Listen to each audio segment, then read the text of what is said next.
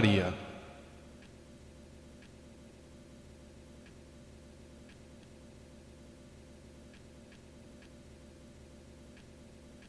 Según versión de los historiadores convencionales u oficialistas, es el nombre que se le otorgó a un grupo de pueblos túrquico-mongoles que habitaban en tiendas de forma nómada de gran parte del continente asiático, incluyendo zonas euroasiáticas y demás territorios. Pero no vamos a enfocarnos en la versión oficial.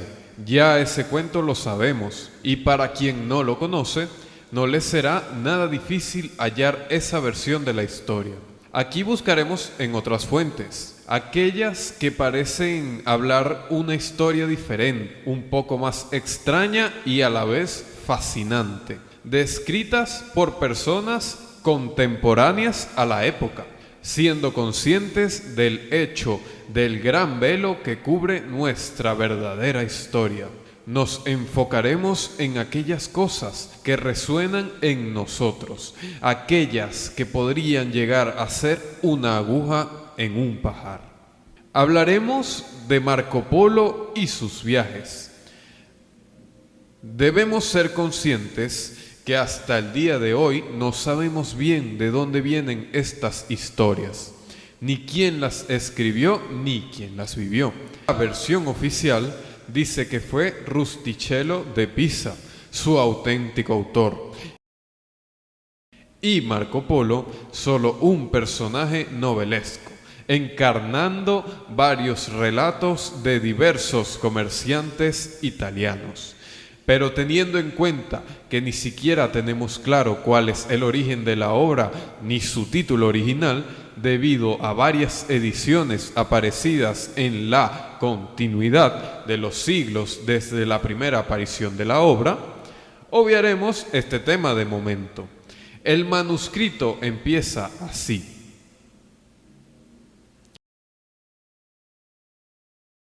emperadores y reyes, duques y marqueses, condes, caballeros y burgueses, o vosotros, quien quiera que seáis, ¿qué os gustaría conocer de las diversas razas humanas y las particularidades de las distintas regiones del mundo? Tomad este libro y haced que os lo lean. En él encontraréis las inmensas maravillas y las grandes curiosidades de las vastas latitudes del Oriente, de la Gran Armenia y de la Persia, de la Tartaria y de la India, así como de otros 100 países, escrito ordenadamente y con claridad, tal como lo ha referido mi ser Marco Polo, llamado el Millón, y noble ciudadano de Venecia, según lo viera con sus propios ojos. Cosas hay, no obstante, que no ha visto, pero las oyó referir a hombres dignos de crédito. Así, pues, se darán las cosas vistas como vistas, oídas como oídas, para que nuestro libro resulte agradable y veraz, sin inexactitudes ni mentiras. Todo el que lo lea o escuche este libro debe creerlo, porque todo es verídico. Yo os aseguro que desde Dios nuestro Señor plasmó con sus manos a nuestro primer padre Adán, hasta nuestros días jamás nadie, ni cristiano, ni pagano, ni tártaro, ni indio, ni de cualquier otra raza o condición, ha conocido y explorado las diversas partes del mundo y sus grandes maravillas, como el citado mi ser Marco. Por eso os afirmo que sería harto sensible no haber dejado escrita todas las cosas maravillosas vistas y oídas por él, para ilustración de las gentes que no las vieron ni oyeron. Y debo advertiros que para saber tantas cosas vivió por espacio de más de 26 años en aquellas apartadas regiones. Luego, estando preso en la cárcel, hizo escribir todas estas cosas a Maese Rustichello de Pisa, que se encontraba en la misma prisión allá por el año 1298 de la Natividad de nuestro Señor Jesucristo. Pero no refirió más que una pequeña parte de las cosas vistas u oídas, aquellas que le fueron acudiendo buenamente a la memoria. Si observamos bien el prólogo, nos dice sobre la compilación de historia. Marco Polo empieza hablando sobre las diversas provincias y ciudades u costumbre de la Gran Tartaria. Para esto utilizaré un mapa cuyo autor o fuente he perdido la información. Pido me disculpen, luego hablaremos más sobre este tema.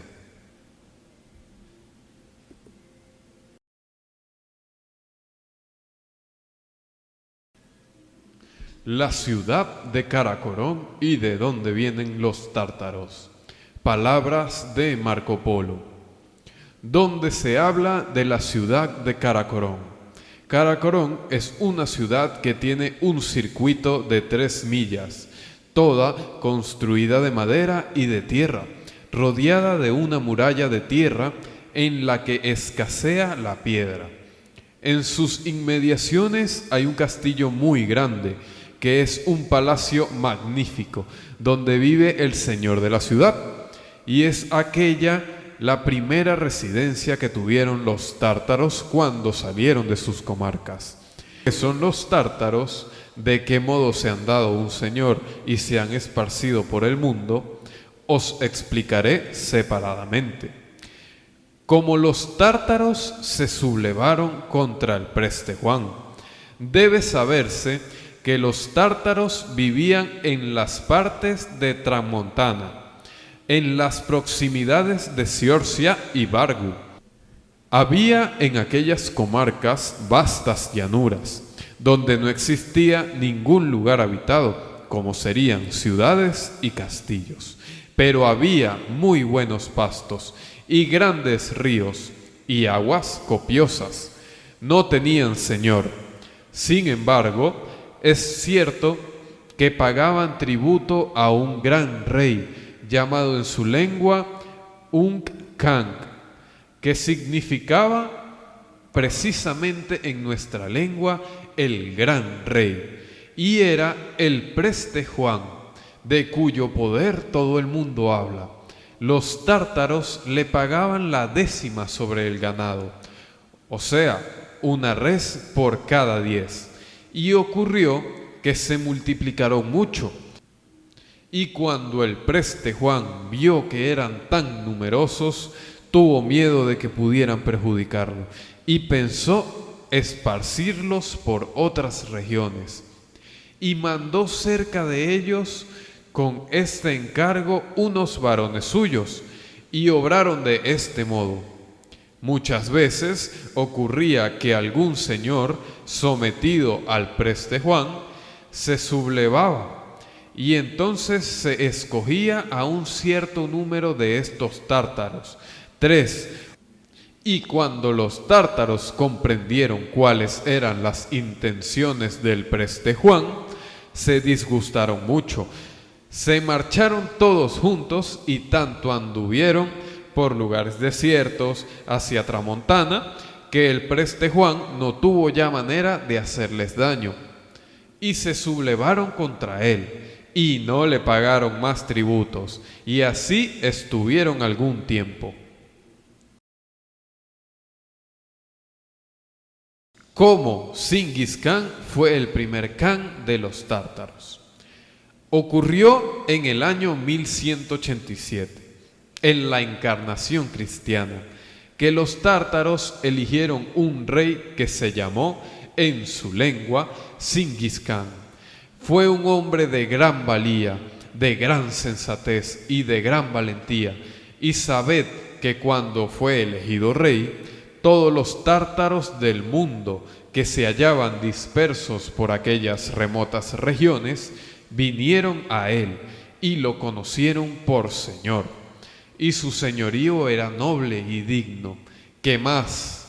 Es increíble la multitud de tártaros que vino a él. Y cuando Chingis Khan se vio señor de tantos hombres, los proveyó de arcos y de otros armamentos, y se encaminó por aquellas regiones a la conquista de otros países. Y os digo que conquistaron en poco tiempo no menos de 8 provincias, cosa que no debe de sorprender, porque entonces aquellas tierras y provincias no se regían en común. Aquellas tierras y provincias o se regían en común o tenían cada una su rey o señor, y no podían, no estando unidas, resistir a tanta multitud. Añádase que ellos no les hacían ningún daño y respetaban sus cosas. Únicamente se los llevaba con ellos a la conquista de otras gentes. De este modo conquistó aquella multitud de gente que habéis oído, y aquella gente, viendo el digno y señoría y la gran bondad de aquel Señor, se iban voluntariamente con él. Y cuando Chingis Khan hubo reunido tanta multitud de hombres como para cubrir el mundo entero, se le ocurrió la idea de conquistar todo el mundo. Entonces envió unos mensajeros al preste Juan, corrían los años de Cristo 1200, para comunicarle que quería tomar por esposa a su hijo. Cuando oyó el preste Juan que Chingis Khan le pedía a su hija por esposa, tomó la cosa como una grave afrenta y dijo: ¿no tiene, pues, Chingis Khan la poca vergüenza de pedirme a mi hija por mujer? ¿Se ha olvidado de que es mi súbdito y mi siervo? Volved a él y decidle que preferiría ver quemada a mi hija que dársela por mujer, y advertirle de mi parte que ha merecido la muerte como infiel y desleal con su señor. Y ordenó a los mensajeros que se marcharan inmediatamente y que no se dejaran ver más por allí. Al oír esto, los mensajeros se marcharon inmediatamente y tanto anduvieron que llegaron a la residencia de su señor. Le refirieron todo lo que el preste Juan les enviaba a decir, sin callar nada, todo por orden. Cómo Chingis Khan preparó a sus hombres para marchar contra el preste Juan. Al oír el insolente mensaje que el preste Juan le enviaba, Chingis Khan tuvo un tal ímpetu de sangre en el corazón que por poco no le estalló dentro del pecho. Él era un príncipe demasiado grande para soportar tales injurias. Permaneció un momento sin palabra y después, en voz alta, de manera que todos los circunstantes lo oyeran, gritó que él no querría seguir siendo rey. Si el insolente mensaje que le había enviado el preste Juan no era pagado a tal precio como no había sido pagada nunca ninguna insolencia. Y dijo que necesitaba demostrarle enseguida si él era su siervo. Hizo entonces reunir a todos sus hombres e hizo los más grandes preparativos de guerra que se hayan visto o se hayan oído. Envió a decir al preste Juan que pensara en defenderse como mejor pudiese, porque marchaba contra él con toda su gente. Y cuando el preste Juan supo que Singiscán marchaba efectivamente contra él, con tantos hombres tomó la cosa a chacota y no se preocupó, pues él pensaba que no eran hombres de arma. Sin embargo, se propuso emplear todo su poder cuando llegase la ocasión para apoderarse de él y matarlo.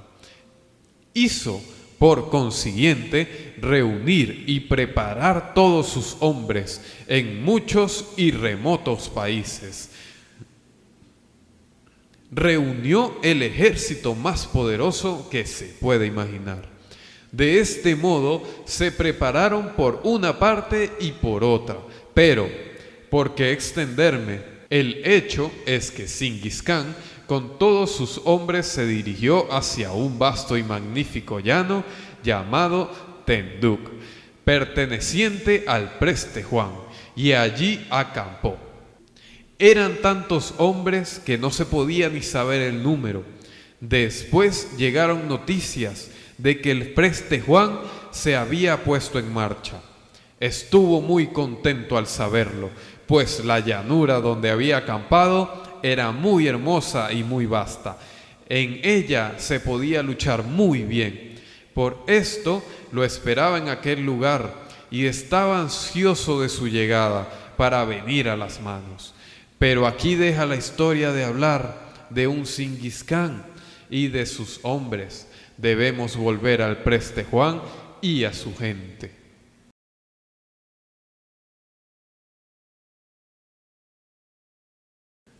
Cómo el preste Juan marchó con sus hombres contra Singiscán. Dice, pues, la historia que cuando el preste Juan supo que Singiscán marchaba con todos sus hombres contra él, salió a esperarlo con toda su gente. Y tanto anduvieron que llegaron a aquella llanura de Tenduk. Y allí acamparon a 20 millas del campo de Singiscán. Cada uno de los ejércitos reposó para estar frescos y bien preparados para el día de la batalla. Hallábanse así aquellos dos inmensos ejércitos en la llanura de Tenduk.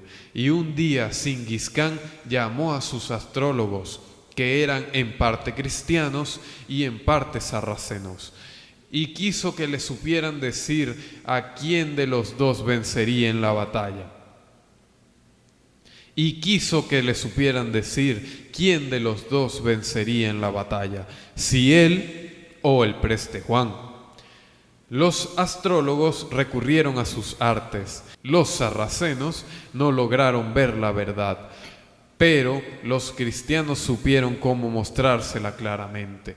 Cogieron en su presencia una caña verde, la cortaron en dos a lo largo y pusieron una mitad en una parte y la otra mitad en otra, sin que nadie la sostuviese. A una parte de la caña le dieron el nombre de Singiscán. Majestad, mirad bien estas dos cañas y observad que ésta lleva vuestro nombre y la otra la del preste Juan. Ganará la batalla aquel cuya caña montará sobre la otra, cuando nosotros habremos hecho nuestro encantamiento. Singiscán contestó que vería con gusto la cosa y ordenó a los astrólogos que se lo mostraran enseguida. Entonces los astrólogos cristianos cogieron el salterio, leyeron ciertos salmos e hicieron su encantamiento. La caña que llevaba el nombre de Singiscán, sin que nadie la tocase, fue a reunirse con la otra y montó sobre la del preste Juan. Y aquello ocurrió a la vista de todos los presentes. Y Singiscán, al ver aquello, tuvo mucha alegría. Habiendo encontrado a los cristianos veraces, hizo después siempre a los cristianos gran honor. Vio que eran gente segura y veraz, por donde se habla de la gran batalla que tuvo lugar entre el preste Juan y Singiscán. Cuando hubieron reposado 2 días, ambas partes se armaron y combatieron la una con la otra rudamente. Y fue la mayor batalla que nunca se había visto. Hubo un gran estrago de hombres de una y otra parte. Pero por fin el vencedor de la batalla fue Singiscán. Murió en aquella batalla el preste Juan, y su muerte señaló la pérdida de su país, pues Singiscán no cesó de combatir hasta que no lo tuvo en sus manos. Y sabed que Singiscán reinó aún después de aquella batalla 6 años y anduvo conquistando muchos castillos y muchas provincias. Pero al término del 6º año, al asaltar un castillo llamado Kaagiu, fue herido por una flecha en una rodilla y murió a consecuencia de aquella herida. Y fue una gran desgracia, porque era un hombre valiente y de pro.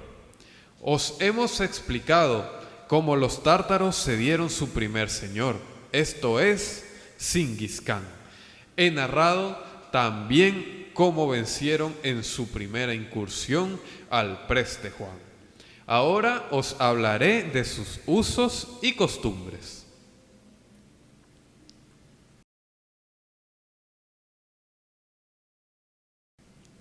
Donde se habla de los Kan, que reinaron después de la muerte de Singiscán. Habéis de saber que después de Singiscán fue el señor Kulkan. Tercer señor fue Batu Khan. Cuarto señor, Oktay Khan. Quinto, Mongu Khan.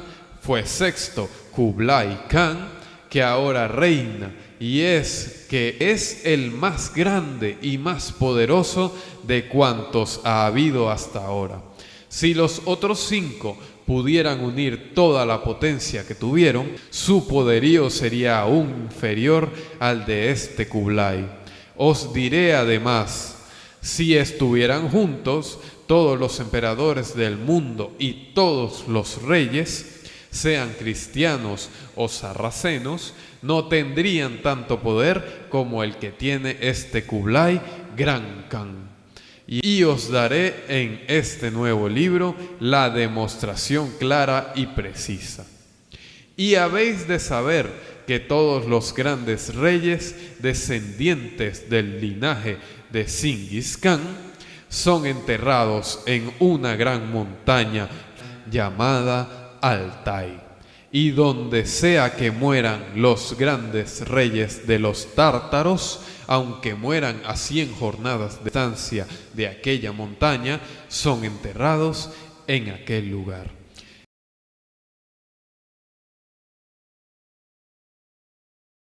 Ahora, en este momento, como vemos, Marco Polo comenta que el dominio de los tártaros comenzó cuando se sublevaron de la mano de Singiscán a un rey, a uno que es de leyenda misma, al famosísimo preste Juan, rey de increíble cantidad de reinos.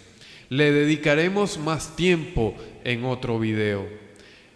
Luego que Marco Polo habla de los sucesores de Singiscán hasta Kublai Khan, menciona la costumbre de los tártaros de enterrar a sus reyes del linaje de Singiscán en una montaña llamada Altai.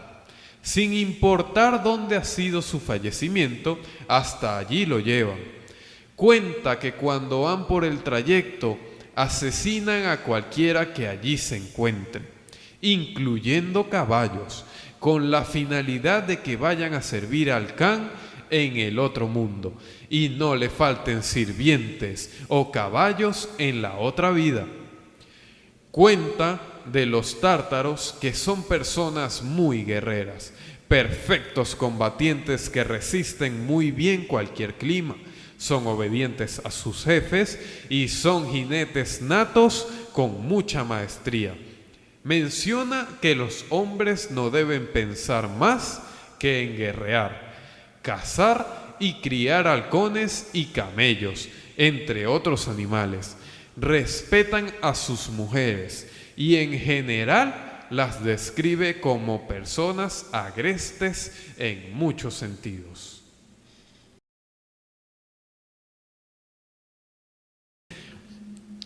Sobre las ciudades y provincias. En el trayecto a la provincia de Suxiu, Marco Polo dice que no hay mucho que contar. No se encuentran muchos lugares habitados, sino raramente.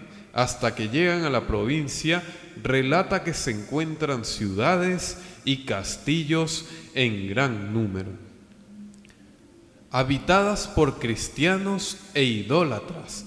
Relata que por los alrededores se encuentra una curiosa hierba venenosa que hace perder las uñas a persona o animal que la come. Comenta que son gente de color muy oscuro y dice que es una provincia muy sana. Los habitantes se ocupan de los productos de la tierra y no dan mucho énfasis en el comercio. En la provincia de Tangut. Sobre la ciudad de Kampsiu, que es una ciudad muy grande y noble, capital de la provincia de Tangut. Comenta que la gente es idólatra en su mayoría y también hay cristianos. Dice que en la ciudad hay 3 iglesias muy grandes y bellas, así como monasterios y abadías con diversos ídolos. A continuación, Marco Polo hace mención de una de las ciudades más importantes de la Gran Tartaria. Está en la provincia de Cambaluc, y antiguamente la ciudad también se llamaba así. Según Marco Polo, significa la ciudad del Señor. Sus astrólogos le advirtieron que la ciudad podría rebelarse y dar problemas en el futuro. Entonces el gran Khan resolvió hacer construir una ciudad nueva para aquellas personas que fuesen de origen de la provincia de Catay y fueran a vivir allí, para dejar solo a las personas de su confianza vivir en la Cambaluc, antigua como se ve en el mapa. La ciudad nueva estaba separada de la antigua, solo por un río, y al parecer la llamaron Taidú. En este mapa solo aparece como Camblú o Cambaluc, y Camblú o Cambaluc antigua. De la ciudad de Marco Polo solo habla maravillas. Dice: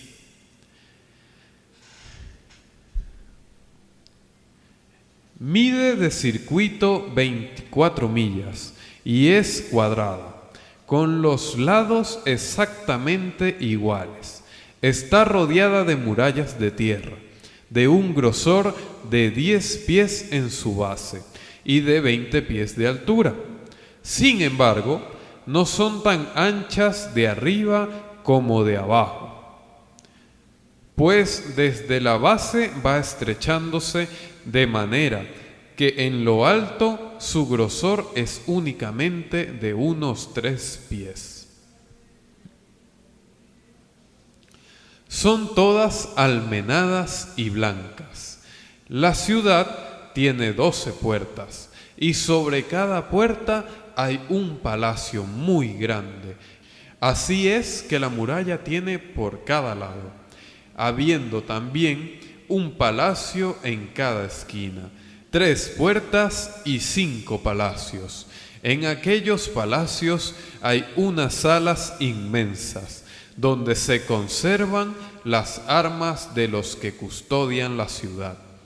Las calles de la ciudad son tan rectas y tan anchas que se pueden recorrer con la vista de un extremo a otro. Desde cada puerta se puede ver la correspondiente del lado opuesto. Hay muchos palacios magníficos, espléndidos albergues y bellas viviendas, y en todas partes, a ambos lados de cada una de las calles principales, hay establecimientos y tiendas de todas clases. Y todos los terrenos sobre los cuales son edificadas las habitaciones son cuadrados y rectilíneos. En cada terreno hay grandes y espaciosos palacios, oportunamente provistos de patios y de jardines. Estos terrenos son distribuidos entre los jefes de familia, o sea, tal jefe de familia ha obtenido este terreno. Tal jefe de familia ha obtenido este otro terreno, y así sucesivamente. Y alrededor de cada uno de estos terrenos, también cuadrados, hay hermosas calles por las cuales se puede transitar. De este modo, el interior de la ciudad está dispuesto en cuadros, como un tablero de ajedrez, y de ello resulta la ciudad tan bella, que no es posible dar de palabra una idea adecuada. Muy interesante lo de la construcción en tablero de ajedrez. Marco Polo sigue relatando sobre la ciudad de Cambaluc, donde se habla de la ciudad de Cambaluc, cómo afluyen a ella muchas gentes y cómo llegan allí muchas cosas de gran valor. Habéis de saber que las casas y los habitantes de Cambaluc, computando con la ciudad interior los 12 grandes burgos que se prolongan en correspondencia con sus 12 puertas,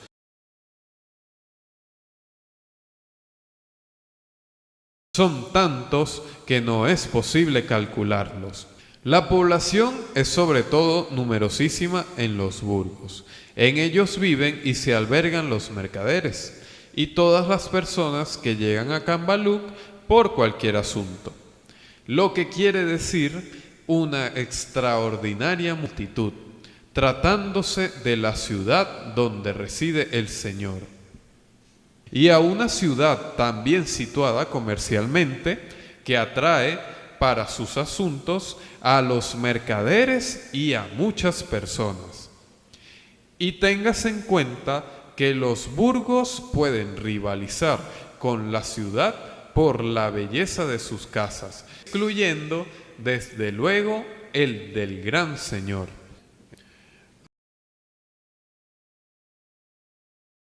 Añádase que en la ciudad no se entierra ningún muerto. Si se trata de algún idólatra, lo llevan al lugar donde el cuerpo debe ser quemado, lugar que se encuentra más allá del límite extremo de los burgos. Lo mismo hay que decir de los demás muertos. Los entierran fuera de los lugares habitados. En la ciudad no está permitido ningún espectáculo siniestro. Os diré otra cosa, que no puede estar en la ciudad ninguna pecadora. Quiero decir, ninguna mundana que se dé a los hombres por dinero. Ellas viven en los burgos, son en número increíble. Hay no menos de 20.000 meretrices y todas tienen trabajo, dada la cantidad enorme de mercaderes y de forasteros que van y vienen continuamente. Basta un número así de mudanzas para haceros ver la importancia de Cambaluc. Y habéis de saber que no hay ciudad en el mundo donde se lleven tantas curiosidades y de tanto valor. Y os diré enseguida cuáles. Se llevan a esta ciudad de Cambaluc todas las curiosidades que vienen de la India, piedras preciosas, perlas y todas las demás cosas bellas y caras de la provincia de Catay. Y de las restantes provincias, y esto se explica si pensamos en el Señor que reside allí, en las damas, en los varones, y en toda la gente que es reclamada allí por las fiestas que celebra el gran Señor.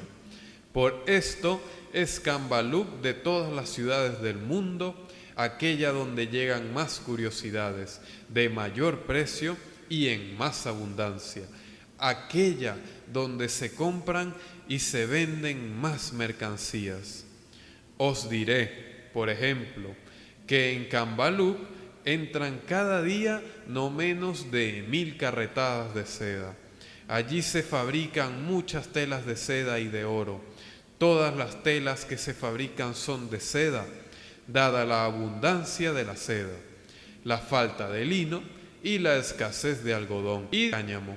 Añádase que hay alrededor de Cambulac, a mayor o menor distancia, más de 200 ciudades, cuyos habitantes van a la capital a vender muchas cosas y a abastecerse de todo lo que les hace falta. Por esto no es de extrañar que Cambaluc sea el gran emporio que hemos dicho. Ahora Marco Polo dice algo muy interesante a continuación.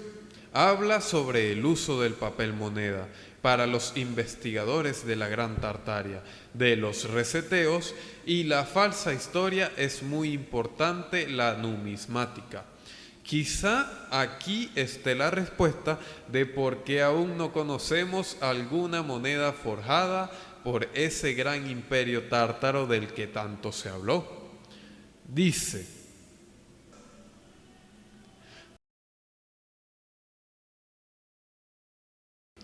sabed además que muchas veces al año llegan a Cambaluc los mercaderes en grupos, con piedras preciosas, con oro, con plata y con otras cosas, como por ejemplo paños de oro y de seda, y ofrecen todas aquellas cosas al gran Señor.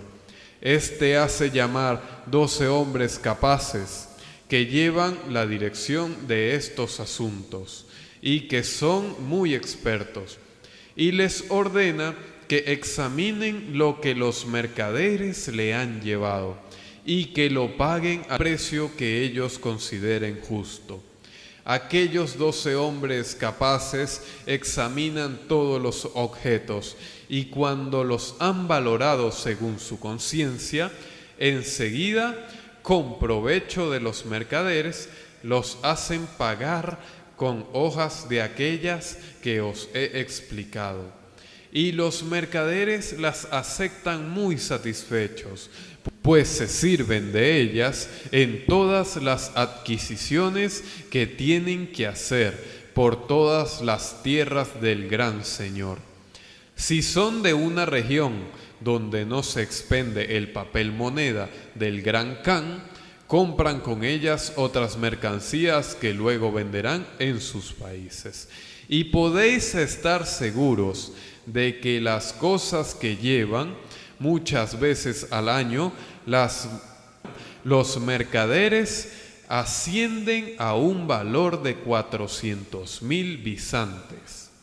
El gran Señor lo hace pagar todo con aquellas hojas de papel.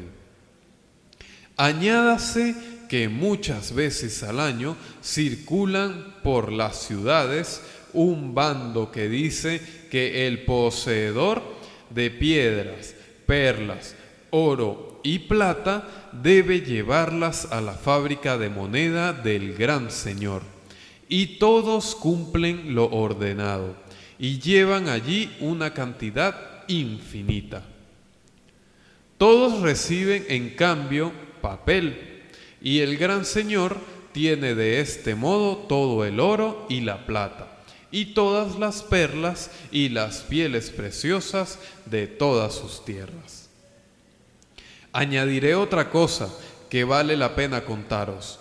Cuando por excesivo uso aquellas hojas de papel se rompen y se estropean, se llevan a la fábrica de moneda y se obtienen en cambio otras novísimas, pero hay que dejar 3 por cada 100. También es digno de ser recordado este otro hecho. Si uno tiene la necesidad de comprar oro y plata para fabricar cualquier objeto, vajilla, cinturones o cualquier otra cosa, acude a la fábrica de moneda del Gran Señor con aquellas hojas y las da en pago por el oro y la plata que le facilita el director de la fábrica. Y todos los ejércitos son pagados con esta clase de moneda.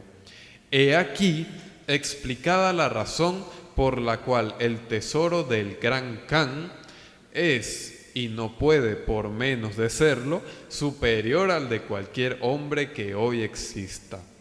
Diré más, todos los príncipes del mundo reunidos no tienen la riqueza que el Gran Señor tiene él solo. Luego de esto, y como ya habrán notado, para quien esté atento con la numerología, el número 12 es una constante aquí, muy interesante. El relato continúa. Marco Polo habla del gran reino de Erginul, que está en la provincia de Tangut. Menciona que comprende muchos reinos y que los habitantes son en parte turcos cristianos, en parte idólatras y mahometanos. Menciona muchas ciudades, todas sometidas al Gran Khan, por supuesto. La ciudad principal es Erginul. Curiosamente menciona que cuando se está dando de camino a este reino, se oye hablar muchos espíritus, especialmente en la noche. Donde se habla de la provincia de Egrigala. Cuando se ha dejado Erginul y se ha cabalgado en dirección de Levante durante 8 jornadas, se llega a una provincia que es llamada Egrigaya, donde hay muchas ciudades y castillos. Forma parte de Tangut. La ciudad principal se llama Calasián. Los habitantes son idólatras. Sin embargo, hay muchos cristianos nestorianos y poseen 3 iglesias. Están sometidos al gran rey de los tártaros. En esta ciudad se fabrican cinturones de pelo de camello, los mejores y más bonitos que hay en el mundo. También los hacen de lana blanca, esto es, cinturones blancos, muy bonitos y muy buenos, y se fabrican en gran cantidad. Desde allí, los mercaderes los exportan a muchas otras partes del mundo, especialmente a Catay. Ahora saldremos de esta provincia y os hablaremos de otra provincia situada hacia Levante, que se llama Tenduk, y entraremos a las tierras lejanas del Preste Juan, donde se habla de la gran provincia de Tenduk. Tenduk es una provincia situada hacia Levante, donde hay ciudades y castillos en gran número. Pertenece al Gran Khan, pues los descendientes del Preste Juan están sometidos al Gran Khan. La ciudad principal se llama Tenduk. El rey de esta provincia es del linaje del Preste Juan. Es Preste Juan también él. Su nombre es Jorge. Rige aquella tierra por delegación del Gran Khan. No toda la que poseía el Preste Juan, sino solo una parte. Pero téngase en cuenta que el Gran Khan a los reyes que reinan en Tenduk, de la estirpe del Preste Juan, les ha dado siempre por esposa a alguna de sus hijas o a alguna mujer de la familia. Y habéis de saber que el Preste Juan es cristiano, y cristianos se hacen por esta causa la mayor parte de los habitantes de aquel lugar. Se encuentran en esta provincia las piedras de las cuales se saca el azul de buena calidad y en gran cantidad. Se hacen magníficos cinturones de pelo de camello de varios colores. Los habitantes viven del pastoreo y de productos de la tierra. Se hacen también un poco de comercio y de industria.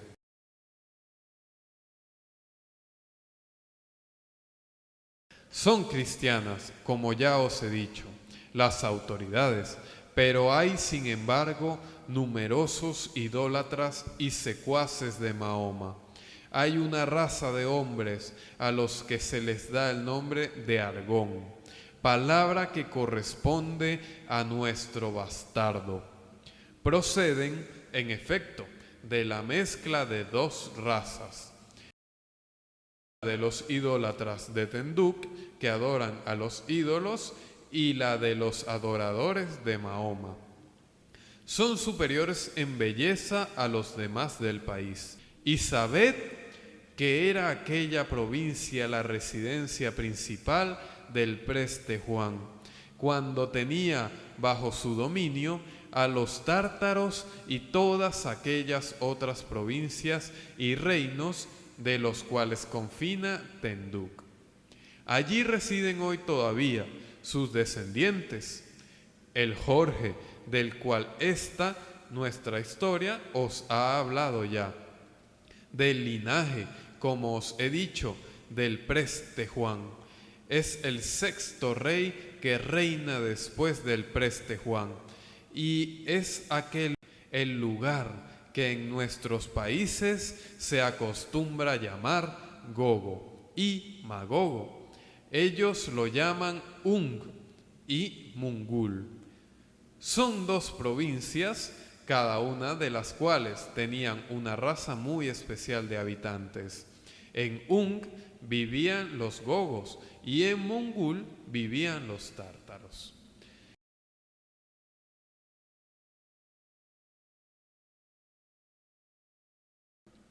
Como vemos, las últimas líneas de Marco Polo dejan frío, si sabemos por dónde va el hilo. Súper interesante la mención de Argón y el origen de esta palabra que encontramos en algunos otros mapas extraños, como el de Urbanomonte, y especialmente lo de Gog y Magog. Es tan interesante que lo dejaremos para analizarlo en concreto en próximos videos. Nos vemos en la próxima.